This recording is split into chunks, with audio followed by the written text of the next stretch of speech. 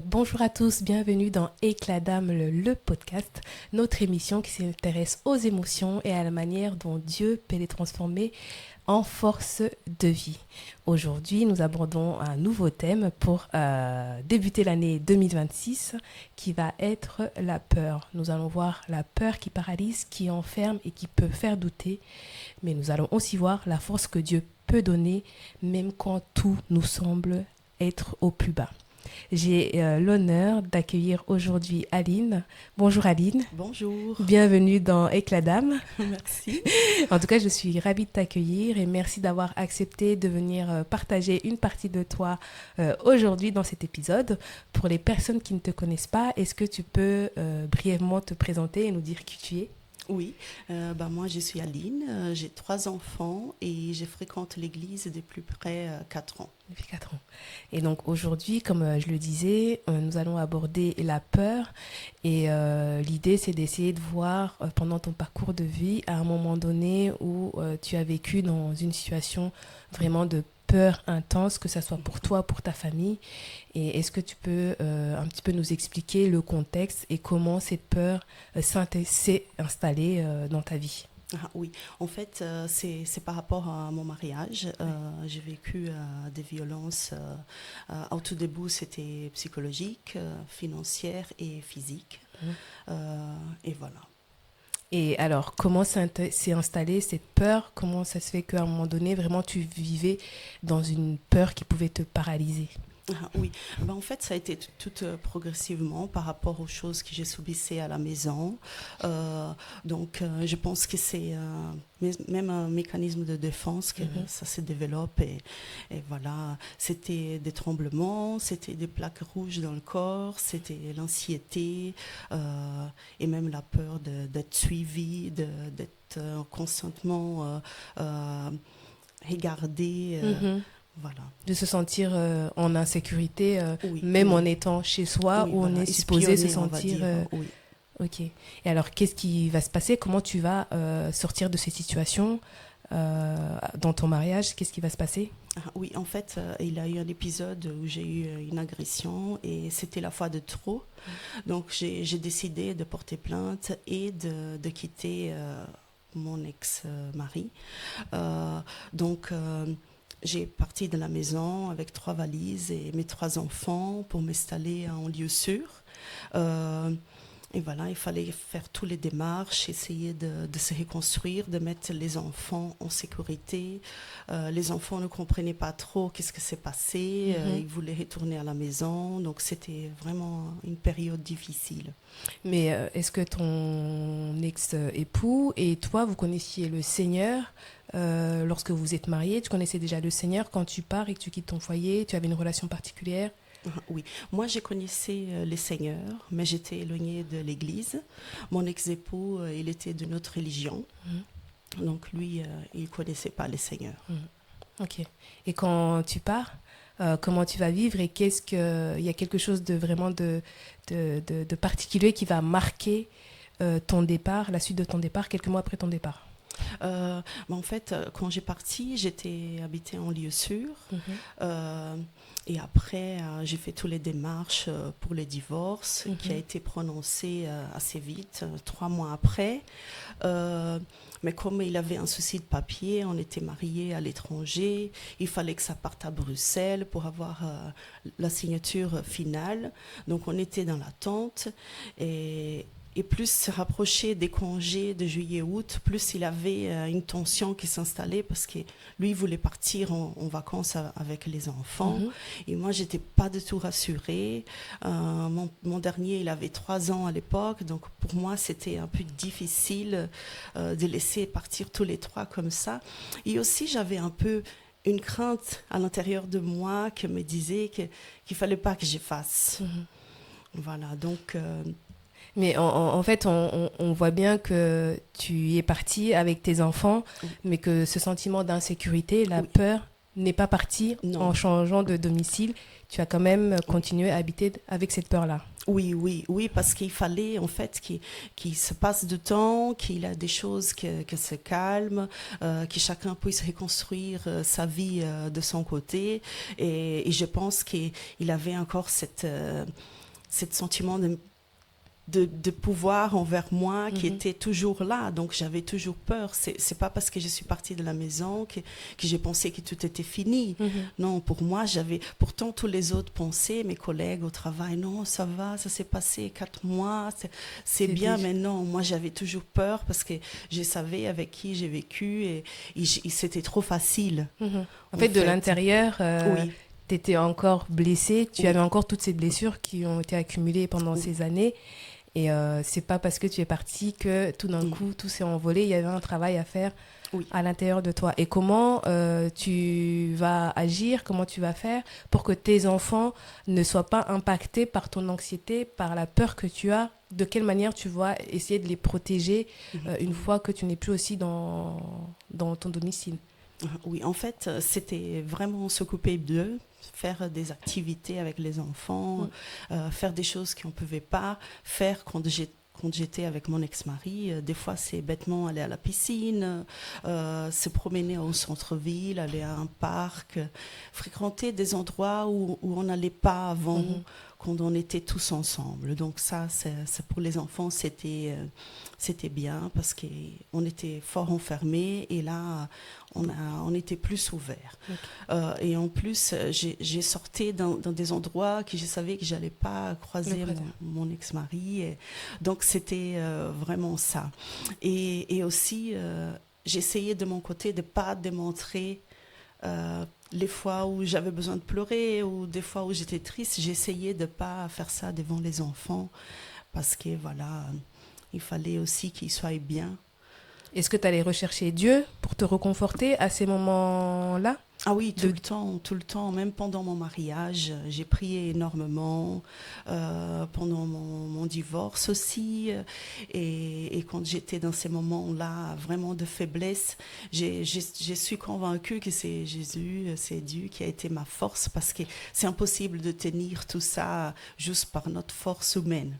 Voilà. Et ça, c'est intéressant que donc tu parles de la force que Dieu peut donner, qu'il y a des choses qu'on n'est pas capable d'accomplir nous-mêmes. Il va y avoir un tournant dans ta vie où Dieu va vraiment se révéler à toi. Oui, en fait, un jour, j'ai parti au travail le matin, donc je dépose les enfants à l'école et normalement, j'ai passé devant mon ancienne maison conjugale et je voyais que mon ex-mari m'attendait. Donc moi, c'était un peu les chocs parce que j'ai dit, voilà, tu veux t'engager vers la route, mon premier instinct, c'était de freiner et je lui ai dit, tu peux t'engager, je ne sais pas si tu dois tourner à gauche, à droite. Donc là, il est venu, il m'a foncé dans la voiture et il m'a agressée. Il m'a tiré dans les jardins de notre maison et il a essayé de me donner des coups de hache. Donc ça a été vraiment... quelques minutes, mais pour moi, ça a été vraiment long parce que c'était vraiment désespérant et j'arrivais à un point que je pensais que j'allais y passer. Et dans ma tête, je disais, mais Seigneur, c'est ça va être fini. Et alors, j'ai entendu cette voix qui me disait, allez, tu te bats et tu vas réussir, tu vas t'en sortir, mais il faut que tu te battes parce que si tu fais rien, tu vas rester là. Donc c'est là que je le pousse en arrière et je me suis levée, j'ai couru vers la grille de la maison et j'ai senti un impact dans mon dos. Mais je suis continuée, et je suis sortie dans la rue et demandé de l'aide. La rue, elle était remplie parce que les 2 voitures bloquaient la circulation. C'était un jour de COB, donc il y avait un bus plein d'enfants qui nous regardaient. Et c'est une femme qui m'a secourue. Donc, elle m'a sortie de là. On est parti vers les parkings de la maison communale. Et là, les secours sont arrivés. Et j'étais vite pris en charge. Et voilà. je prends mon temps Oui, oui, pour parler parce qu'on sent que on parle des émotions et les émotions oui, peuvent parfois aussi remonter oui, quand on entend ce genre d'histoire. Alors moi, je suis personnellement impressionnée de voir aujourd'hui cette femme que tu es, mais je suis d'autant plus impressionnée de voir ce que Dieu a été capable de faire à ce moment oui, précis. C'est qu'au moment où toi, tu sentais que c'était fini, tu te disais, voilà, ma vie, ça se termine là. oui, Comme ça, oui, il a su te parler oui, pour te donner un mot d'encouragement qui va sauver ta vie ce oui, jour-là. oui, oui. Oui, franchement, j'ai senti la présence de Dieu et pendant tous les chemins. Après, quand j'étais réveillée à l'hôpital aussi, j'ai eu un épisode, j'avais très mal à la tête. C'est tout l'angoisse, la peur. Après, ça nous laisse des douleurs. Mm, Et j'ai senti vraiment une pression sur ma tête et un soulagement mm, instantané. Et je suis convaincue que c'est la présence de Dieu parce que même si j'étais là, que des fois on dit rien, mais dans notre tête on est là, Seigneur, tu es avec moi, mhm, Seigneur, donne-moi ta paix, m'aide. Donc voilà, même si des fois on dit rien, mais dans notre tête on est à la recherche, notre cœur il est à la recherche, il demande et Dieu il nous écoute, mhm, franchement. mhm. Et alors, comment tu vas t'en sortir après cela? Comment ta marche avec Dieu, est-ce qu'elle va commencer? Ça va être un déclic où ta relation avec le Seigneur va changer? Oui, Et comment tu vas aussi gérer avec tes enfants des suites de cette agression qui est quand même assez violente et la peur que tu avais déjà, oui. comment maintenant tu vas gérer encore une peur de voir que cette personne-là est capable de passer à l'action. Ah, oui, en fait, ma démarche avec Dieu, c'était, je connaissais pas l'Église encore à l'époque, donc c'était un peu solitaire. Mm, C'est vrai que qu'est-ce qu'on apprend à l'Église quand on est à deux à prier, on est plus fort. mm, Donc c'était une démarche un peu solitaire. Et j'ai prié dans mon coin toute seule. mm, Et alors c'était un an après tout ça que j'ai rencontré Gisèle mhm, qui elle m'a peu parlé de l'église, mais à l'époque elle allait encore au Luxembourg. mm, Et elle m'a dit, Aline, tu peux venir avec moi à l'église et tout, mais bon, ça ne s'est pas fait. mm, C'était quelque temps après, je crois dans le courant 2020, mhm, qu'elle a commencé à venir ici. Et mm. elle a dit, Aline, il faut que je t'annonce une bonne nouvelle. Et j'ai Ah trouvé ouais. une église à Arlan. Et alors j'ai dit, waouh, ça fait des années que je cherche et je trouve rien. Et alors, j'ai commencé à venir avec elle et là, je suis jamais arrêtée. Des fois, je suis pas très présente, mais je suis toujours là. Mhm. Je suis les prédications online et voilà, ça m'aide énormément. Et comment Dieu va te soigner toi? Comment il va soigner tes blessures? Mm, Parce que c'est vrai qu'on parle de l'Église et l'importance mm, d'être entouré de personnes qui vont aussi te porter dans leurs prières, qui vont te mm, porter dans leur encouragement et qui vont nous aider à grandir spirituellement. Mais comment Dieu, lui, va travailler à l'intérieur de toi? Comment il va soigner tes propres blessures que tu avais accumulées, oui. cette agression que tu as vécue? Et quelle est la relation que tu as après ça avec cette personne-là? Oui, en fait, ça a été, je crois que ça a été presque automatique. J'ai, j'ai dû faire face parce que j'avais trois enfants, j'avais un enfant de 3 ans, donc il fallait que je fasse face. J'ai pas eu le temps de pleurer trop, d'avoir un temps pour faire les deuils, donc mais j'ai senti que j'étais portée en fait Mhm. par Tu une parles de deuil. présence. Qu'est-ce qui... Oui, oui, parce que suite à ça, les jours de mon hospitalisation, le médecin, il est venu après mon réveil, il m'a dit, écoute Aline, voilà, j'ai une bonne et une mauvaise nouvelle à t'annoncer. Mhm, Euh, Par rapport à ta blessure, et il a 3 nerfs qui ont été touchés, mais à aucun organe. Tout va bien, on t'a passé un scanner, tout va bien, tu as des blessures partout, mais tout n'a rien de grave. mhm, Mais ton ex, il est ici aux soins intensifs. Donc, pour moi, ça a été la peur, parce que j'ai dit, voilà, comment ça se fait que même à l'hôpital, il me suit. Mais en fait, c'est ça, il a tenté contre sa vie, donc il était hospitalisé. Et j'ai eu cette nuit-là vraiment d'insécurité à mhm, l'hôpital, même si je savais qu'il n'était pas bien. Et le lendemain, vers 10h30, 11h, j'ai appris son décès. Et c'était les chocs parce que voilà, je me trouvais blessée avec 3 enfants, un divorce a terminé, maintenant le décès de papa de mes enfants à gérer, donc c'était vraiment les chocs.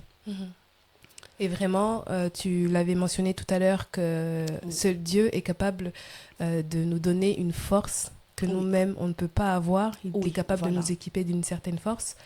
Et comment tu vas puiser cette force dans le Seigneur pour pouvoir avancer avec tes enfants? Est-ce que tu vas pardonner malgré tout à ton ex-époux pour toutes les actions, les paroles qu'il a pu avoir envers toi? Oui, ça a été instantanément. Hein. Franchement, je ne voulais pas garder ça en moi. Même si j'entendais encore les voix, je me rappelais de ce qui s'était passé. J'ai essayé de tout de suite pardonner et pour pouvoir avancer. Voilà, c'était important pour moi. Pour les enfants aussi, ça a été très difficile. Donc, il fallait que je sois vraiment forte pour eux, que je sois à l'écoute. Donc, j'ai prié énormément. J'allais dans mon jardin, des fois, pleurer. Et je disais, Seigneur, comment je vais faire maintenant? Parce qu'on a 3000 démarches à faire. C'est les papiers, c'est la maison, c'est toutes les factures. Donc, en plus, tout l'émotionnel à gérer, les enfants. Et je disais, qu'est-ce que j'ai fait maintenant? Et alors, c'était, faut continuer. Et j'ai senti cette force, cette présence qui portait, qui me poussait à continuer. Et voilà, les jours y passent, on s'occupe des enfants et on continue à prier. Il y a des jours qui sont moins bons que les autres. Et là, voilà, il faut vraiment, c'est là qu'il faut plier encore plus. Parce que, voilà, c'est nécessaire. Sinon, on n'arrive pas. Il faut toujours être en contact avec Dieu. Et on dit que Dieu parle tantôt d'une manière, tantôt d'une autre. Juste après cet événement où ce que tu viens de décrire se passe, est-ce que tu vas avoir une aide? Il y a des personnes qui vont te venir en aide. Est-ce que toi-même, tu vas aussi quand même rechercher une aide, que ce soit médicale, au niveau psychologique, pour vous aider, pour vous accompagner dans cette épreuve? Oui, en fait, là, j'étais vraiment très touchée parce qu'on parle, oh, là, en Europe, les gens sont froides, en Belgique, les gens sont froides. J'ai pas vu ça. J'ai vu vraiment, j'étais super soutenue de la part de l'école de mes enfants, les parents des enfants qui allaient avec mes enfants à l'école, mes collègues au travail, mes supérieurs, des gens de mon entourage, mes voisins. Franchement, j'ai vu partout, j'étais super entourée. J'ai eu de l'aide de centre de santé mentale à Arlon. On avait 2 psychologues à disposition de moi et mes enfants. Donc, on a fait un suivi pendant 1 an et demi. C'était super. Franchement, ça a été super. Et c'est important de le souligner. Effectivement, Dieu nous aide à traverser des épreuves, mais qu'il y a aussi un corps médical qui est à disposition et qui peut nous aider à évacuer, notamment pour les enfants, de la bonne manière de s'adresser aux enfants, pour qu'eux aussi puissent processer cet événement-là. Alors aujourd'hui, moi je t'ai connue maintenant que tu as traversé tout ça. Qui es-tu vraiment, Aline, aujourd'hui? Tu as vécu tout ça. Qu'est-ce que Dieu a fait de toi aujourd'hui? Qu'est-ce qu'on peut dire de toi vraiment par rapport, on a vu avant ce qui s'est passé, mais maintenant, qui es-tu? En fait, j'avais une thérapeute qui me disait, Aline, toi, tu es une femme forte. Et moi, j'avais la rage quand elle me disait ça, parce que j'ai dit, j'ai une force, mais je ne suis pas forte. J'étais vraiment, c'est Dieu qui me porte, c'est Dieu qui me donne la force de continuer chaque jour. Et voilà, aujourd'hui, je suis quelqu'un qui avance malgré les difficultés de la vie. C'est pas toujours facile, mais il a toujours un lendemain, le soleil se lève et on a une nouvelle miséricorde qui est là pour nous.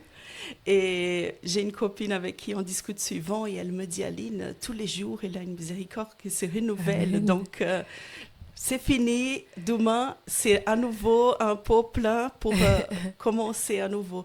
Et je crois que c'est ça, c'est avancer malgré tout et prier tous les jours, mais surtout quand il faut prier encore plus. Il faut. Et tu dis que les bontés du Seigneur se renouvellent tous les jours. Oui. Mais de la même manière, quand les choses ne vont pas bien, il est toujours là, il est toujours notre refuge. Et c'est vraiment en lui, on peut aller se confier sans crainte. Et lui, même si on fait des erreurs, lui ne regardera pas nos erreurs, mais il est simplement content de nous voir revenir à chaque fois à lui. Donc vraiment, ne pas aussi hésiter à aller aller toquer à la porte du Seigneur. Écoute, il y a ça. Est-ce que je peux me confier à toi et demander de l'aide, des conseils en ce sens-là aussi. Oui, non, c'est vrai, il faut continuer. Et c'est marrant parce que des fois, j'ai regardé cette année qui a passé et les prédications de Pasteur Zeur et parlait beaucoup de ça, de travailler dans notre mental, de ne pas laisser s'installer tous ces tourbillons de pensée qui essayent de nous désencourager. Et c'est ça, j'ai dit, cette année, il m'a appris, les pasteurs, c'est là, l'éducation là qu'il a fait. Mais c'est vraiment ça, il faut pas laisser tout ça nous atteindre, il faut vraiment aller dans la prière et n'hésitez pas à appeler quelqu'un qu'on connaît de l'église et dire écoute, là je suis à bout, est-ce que tu peux prier avec moi? Deux, on est plus fort et vraiment ça aide énormément. L'importance aussi d'avoir une église locale qui est capable de se lever et nous porter dans nos différents challenges. Et avant de terminer l'épisode d'aujourd'hui, je viens là de repenser au repas de Noël, puisque c'était les fêtes récemment. Et on avait allumé la télé, et puis là, on nous parlait d'un énième féminicide en France, le jour de Noël. Et c'est vrai qu'on entend de plus en plus aux informations. C'est devenu très courant d'entendre des cas de féminicide et peut-être qu'il y a une femme aujourd'hui qui nous regarde, qui vit une situation de violence conjugale, que ce soit des violences psychologiques, que ce soit des violences physiques. Et qu'est-ce que tu peux dire à une personne qui est dans cette situation? Quel conseil tu lui donnerais à une autre femme qui traverse peut-être la même chose? Voilà, moi j'aurais dit de prier vraiment pour avoir cette force de faire toutes les démarches qu'il faut faire. Il faut demander de l'aide, il faut parler à son entourage, il ne faut pas hésiter de partir, il ne faut pas hésiter de porter plainte. C'est difficile, il faut être prête parce qu'il faut assumer tout ça après. Ce n'est pas juste partir, il faut savoir assumer après. Mais il faut se mettre en sécurité et ça touche tout. Ça touche tous les niveaux, tous les rangs sociaux, ça touche toutes les religions. Donc même dans les églises, il y en a des femmes malheureusement qui sont atteintes de la violence conjugale. Donc voilà, je pense que le malin, il a vraiment une rage contre les femmes parce qu'on est vraiment exterminés. On regarde au Brésil, c'est une femme à chaque 3 minutes, donc c'est énorme. En France, l'année dernière, c'était 148. Donc, ce sont des vies numéros, ce sont des vies, ce sont des mamans, des filles, des sœurs. Donc, c'est des gens qui comptent, c'est des personnes qui les seigneurs, ils aiment et qui sont partis comme ça. Et des fois, c'est pas parce qu'il t'a demandé de l'aide que ça marche, hein, mais il faut faire notre part. Oui. Voilà, il faut tenter en tout cas. Oui. Il faut tenter parce que c'est mieux. C'est mieux en tout cas. De toute façon, si on reste, notre chance de survie, elles sont encore mineures. Donc il faut oser. Ne pas hésiter à demander de l'aide. Ne pas avoir honte de demander de l'aide, en tout cas. Parce que Non, voilà. Non. Franchement, les gens croient que parce que les femmes qui ont subi des violences conjugales, c'est des femmes faibles, des femmes qui n'ont pas de l'amour propre. Non, c'est des femmes fortes parce que pour subir tout ce qu'on subit, y rester, il faut être forte, il faut croire à un mariage, il faut croire à une vie de couple. On ne veut pas divorcer. C'est pas ça. On m'a demandé, oui, mais je ne voulais jamais divorcer. Ça m'a tombé comme ça. J'ai croyé à mon couple et j'ai prié énormément pour que la personne en question, elle aurait une rencontre avec Dieu, mais ça n'a pas fait. Donc voilà, il faut savoir que pour que Dieu aussi... il vient vers nous, il faut que nous, on aille cette ouverture. Donc, si on ne veut pas, il ne va pas venir comme un intrus et s'installer dans nos cœurs. Non, il faut que nous, on dise, Seigneur, vienne, on a besoin de toi. Voilà, donc, mais il faut vraiment... Et c'est ça, Dieu ne fait pas d'ingérence, il ne s'ingère pas dans notre vie avant qu'on lui ait donné l'autorisation. Donc, c'est aussi important de rappeler cela, qu'on doit vraiment... ouvrir les portes, demander à Dieu de venir intervenir dans nos vies, dans nos situations, pour qu'il puisse vraiment venir prendre sa place.